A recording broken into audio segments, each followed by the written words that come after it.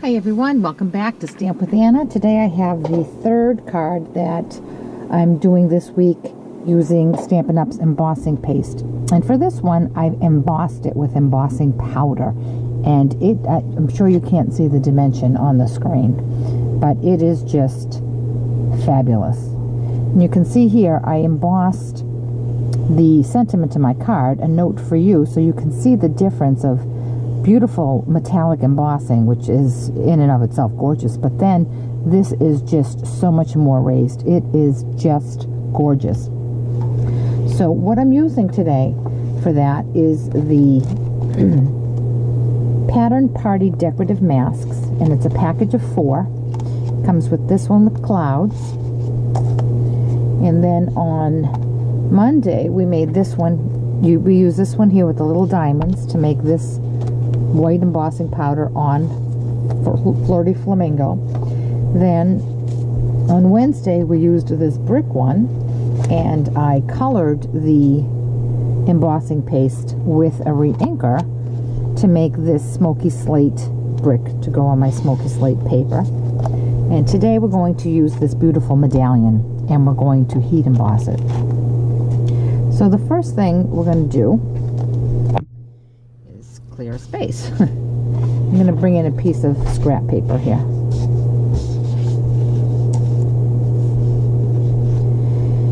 And for supplies, we need a piece of Night of Navy. It's cut at 4 1/4 by 11, scored at 5 1/2. And I have a piece of Whisper White, which is 3 7/8 by 5 1/8. And another piece of Night of Navy, which is 3 3/4 by 5. And these measurements will all be on my blog. So what we need is the embossing paste that Stampin' Up! Has put out in its 17-18 annual catalog, as well as palette knives. They sell a package of 3. I don't know what the 3 different shapes are for. I'm just going to use this one this time.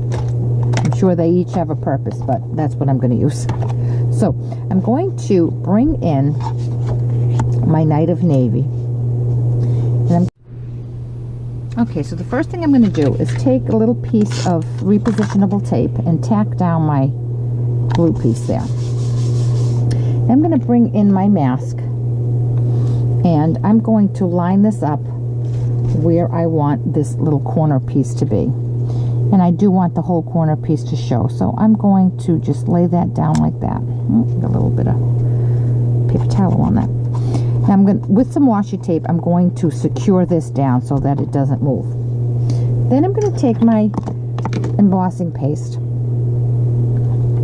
and you can see a little bit goes a very long way here.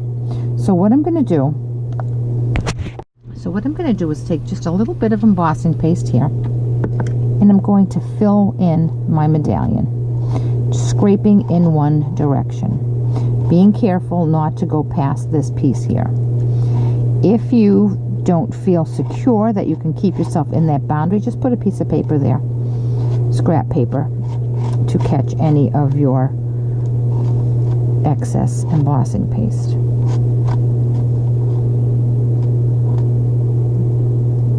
And get that in all the grooves.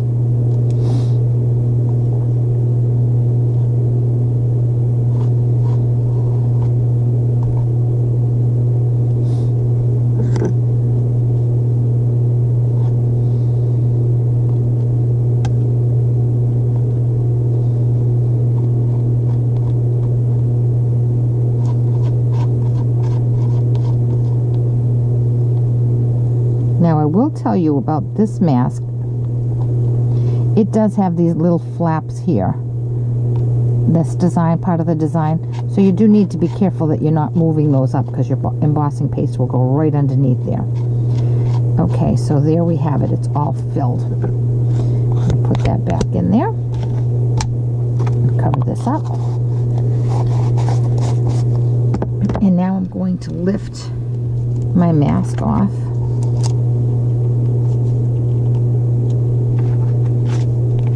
And there's my embossing paste design. So now what I need to do is emboss it. Put some gold embossing powder on it. So what I'm going to do is dropped my tools in a bucket with some water here. Excuse my arm there. I'm going to lift this up and fold this over because I just don't want that embossing paste on my project. And there's my project there. Now I'm going to bring in my foam pad because I do need to stamp with a photopolymer stamp set. And this is my sentiment that says, "A note for you." And with a little bit of gold, with the Versamark, I'm going to stamp that right there. And now I'm going to remove this pierce mat and I'm going to sprinkle it with my gold embossing powder.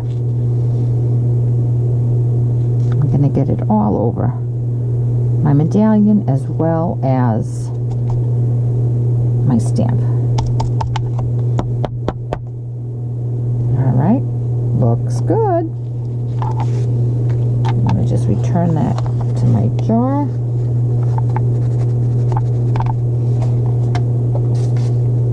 And now I'm going to heat emboss, and you're just going to see how beautifully this bubbles up. It's going to take my heat tool is going to take a minute to warm up because I haven't used it yet today.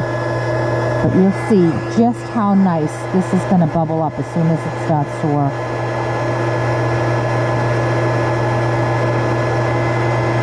And here it comes. I hope you can see this.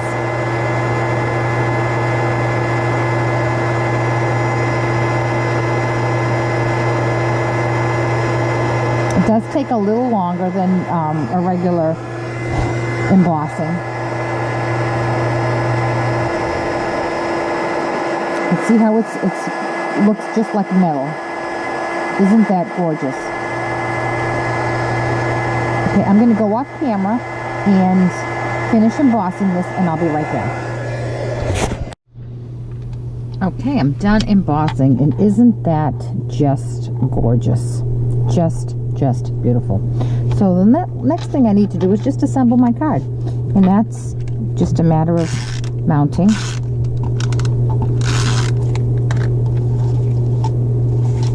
this piece onto my Whisper White, which is a very thin border.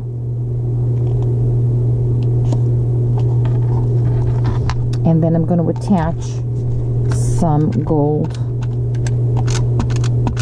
satin ribbon.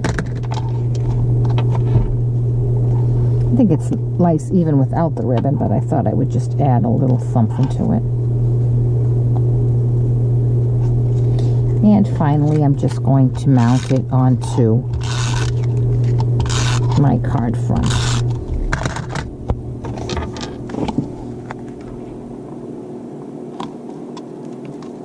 And there we have it. A nice, elegant, shimmery embossing paste card.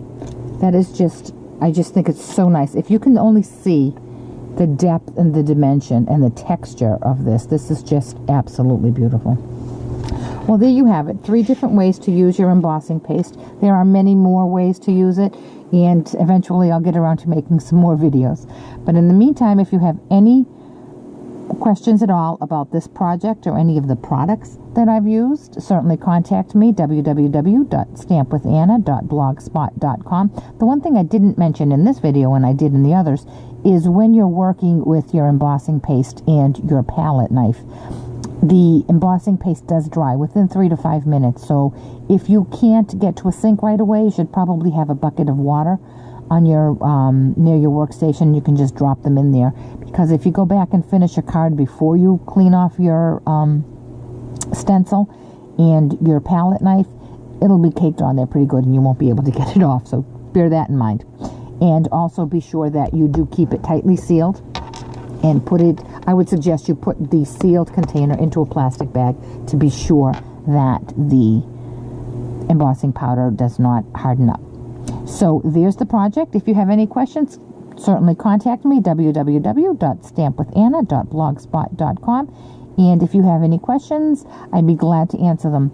While you're at my blog, I suggest that you subscribe to my newsletter, which goes out once a week. And it has direct links to all of the YouTube videos or any projects that I have posted in the past week. So if you missed a post, you can certainly connect to it through my newsletter. I also have information about sales and promotions that Stampin' Up! Is running. And there's class information for those of you who are local. There's Stamp of the Month information, as well as information for some programs that I run for my customers, such as the Refer a Friend program and the Frequent Buyer program, where you can earn free product. Thanks so much. Have a great day, and I'll catch you back here next week.